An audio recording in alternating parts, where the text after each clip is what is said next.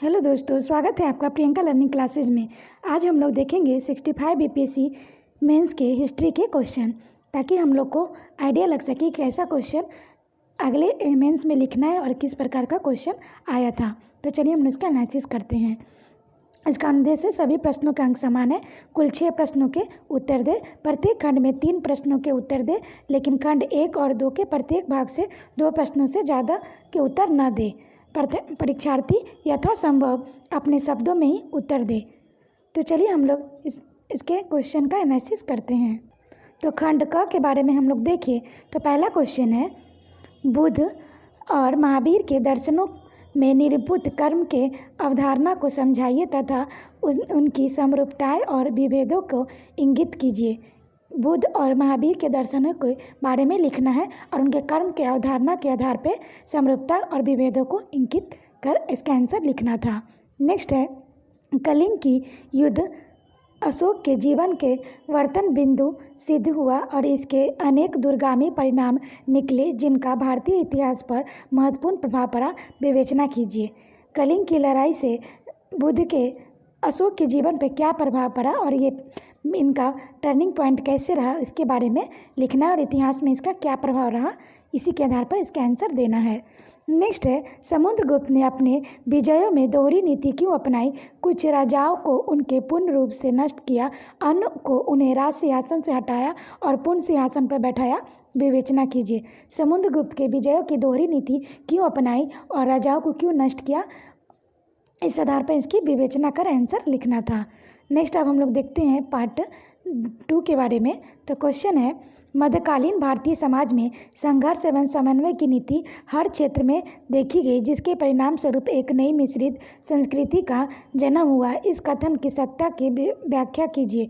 तो मध्यकालीन भारतीय समाज में संघर्ष और समन्वय की नीति कैसे दिखाई देती है, इस प्रकार परिणाम स्वरूप मिश्रित संस्कृति का जन्म हुआ, इसकी सत्ता पर आधार पर हम लोग को क्वेश्चन लिखना था। नेक्स्ट हम लोग देखते हैं, अकबर और वैचारिक दृष्टिकोण को प्रतिबिंब तत्कालिक साहित्य में दृष्टिगत होता है। व्याख्या कीजिए। अकबर का जो वैचारिक दृष्टिकोण है उसके बारे में साहित्यिक दर्शन में लिखना था। 16वीं शताब्दी के अंत में आर्थिक जीवन की प्रमुख विशेषता थी अपर्याप्त उत्पादन और दोषपूर्ण वितरण। इस कथन की विवेचना करना है। 16वीं शताब्दी में आर्थिक जीवन की प्रमुख विशेषता के आधार पर इसकी उत्पादन और दोषपूर्ण वितरण की चर्चा करते हुए लिखना है।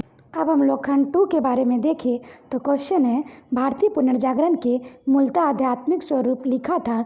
राष्ट्रीय आंदोलन का दुशाला ओढ़ने के पूर्व उसने कई सामाजिक और धार्मिक आंदोलनों को जन्म दिया। उक्त कथन के आधार पर भारतीय पुनर्जागरण के स्वरूप को निरूपित करना है। पुनर्जागरण के आध्यात्मिक स्वरूप के बारे में लिखते हुए इसका धार्मिक और सामाजिक आंदोलन के बारे में व्याख्या करना है। नेक्स्ट है, भारत में ब्रिटिश शासनकाल में आधुनिक मशीनों पर आधारित उद्योगों के विकास ने देश की राष्ट्रीय अर्थव्यवस्था के सुदृढ़ीकरण में महत्वपूर्ण भूमिका निभाई थी। स्पष्ट कीजिए।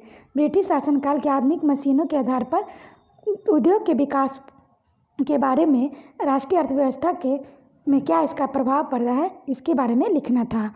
नेक्स्ट है, भारतीय समाज और संस्कृति पर गांधी जी की विचारधारा के प्रभाव का वर्णन कीजिए। ये क्वेश्चन काफ़ी अच्छा है। भारतीय समाज के सांस्कृतिक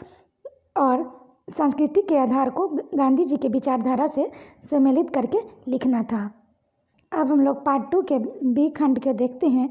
तो इसमें क्वेश्चन था, फ्रांस की क्रांति दार्शनिकों के कारण नहीं हुई अपितु राष्ट्रीय जीवन के परिस्थिति एवं सरकार की गलतियों के कारण हुई। क्या आप इस कथन से सहमत है? इसके आधार पर इसका आंसर लिखना था। फ्रांसीसी क्रांति के बारे में हो रहे गलती सरकार की गलती है कि क्या है, उसकी वास्तविक घटना को लिखना था। नेक्स्ट है, सन 1917 में हुई रूस की महान अक्टूबर समाजवादी क्रांति के क्या कारण थे? विश्व राजनीति पर इसके क्या प्रभाव पड़े? स्ट्रेट फॉरवर्ड क्वेश्चन है, ऐसा है कि सभी लिख लिए होंगे। नेक्स्ट है, रूजवेल्ट की न्यू डील नीति पर प्रकाश डालिए तथा उनके महत्व की विवेचना कीजिए। तो हम इस प्रकार कह सकते हैं कि हिस्ट्री का कुछ क्वेश्चन स्ट्रेट फॉरवर्ड आया है और कुछ क्वेश्चन करेंट से जोड़ के आया है। इसके लिए करेंट से जुड़े रहने की आवश्यकता है। तो आशा करते हैं आपको ये वीडियो पसंद आया होगा। वीडियो पसंद आया तो इसे लाइक करें, शेयर करें, साथ ही चैनल को सब्सक्राइब करें। तो आज के लिए इतना है दोस्तों, फिर मिलते हैं नेक्स्ट वीडियो में। Thank you.